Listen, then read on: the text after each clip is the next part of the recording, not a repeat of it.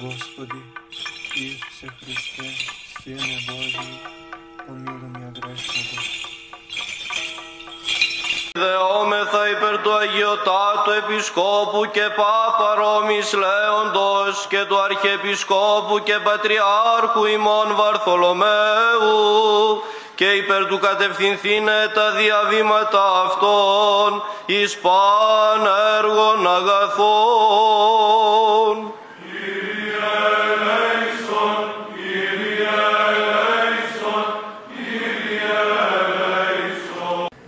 Драги браќа и сестри, како православен христијанин почувствував силна потреба да објавам видео за овој настан. Пред 2 дена, на 28 ноември 2025 година во Истанбул, римскиот папа Лав 14 и цариградскиот патриарх Вартоломеј покрај сослужувањето потпишаа заедничка декларација, нагласувајќи под наводници пат кон полно заедништво и отфрлање на насилството во име на Бога. Ова не е обично под наводници сослужување, туку официјален документ што ги прикрива длабоките догматски разлики меѓу православието и папизмот, ветувајќи единство без отказ од ереси. Екуменизмот е модерно изопачување што тврди дека сите под наводници цркви се еднакви. Иако православната црква е единственото тело Христово, тоа го извртува светото предание на светите отци, правејќи ги ересите прифатливи за под наводници диалог. Светиот епископ Атанасиј Жевич предупредува: екуменизмот става човечки традиции како папскиот примата на ниво на спасоносните догми. Светите отци никогаш не преговарале со еретици. Светиот Василий Велики во каноните е дециден: еретиците и расколниците се исклучуваат од црквата, зашто го нарушуваат единството во Христа. Светиот Марко Ефески го дефинира како ерес секое спротивно учење од црквата, јасно и без компромис. Браќа и сестри, секој е повикан во православието, во православната црква, но мора да се одрече од заблуди преку вистинско крештевање. Седумте вселенски собори, од кои првиот и последниот беа одржани во Никеја 325 година и 787, ги поставуваат непроменливите догми на спасение, осудувајќи ереси како аријанство и иконоборство. Овие догми не се за преговори, тие се услов за спасение. Првиот Вселенски собор во Никеја 325 година го осудува аријанството и го формулира никејското верување за божественоста на Синот и Светата Тројца. Вториот во Константинопол 381 година го проширува символот на верата за Светиот Дух. Третиот свикан Вселенски собор е во Ефес 431 година. Го потврдува догматот за Пресвета Богородица против несторијанството. Четвртиот Вселенски собор е свикан во Халкидон 451 година. Дефинира две природи во Христос против монофизитството. Петиот Вселенски собор повторпат свикане во Константинопол 553 година. Го осудува несторијанското учење. Шестиот Вселенски собор е свикан по трет пат во Константинопол од 680 до 681 година. Две вољи во Христос против монотелитството. Седмиот Вселенски собор повтор пат е свикан во Никеја 787 година. Го штити почитувањето на иконите против иконоборството. Неправославните мораат да се одречат од многу повеќе од филиокве, папскиот примата, нивното лажно крештевање, прекрстувањето, непочитувањето на иконите, чистилиштето, како и од многу други работи што ги практикуваат, а се коси со здравото светоотечко учење и со она што е донесено на светите Вселенски собори. Тоа значи, неправославните мораат да се одречат целосно од својата заблуда. Декларацијата од 28 ноември бара само диалог, под наводници, без полн отказ од ересите, чисто предавство на православната вера. Браќа и сестри, не дозволувајте злото под капата на љубовта, тоест екуменизмот, да ве води во погрешен правец.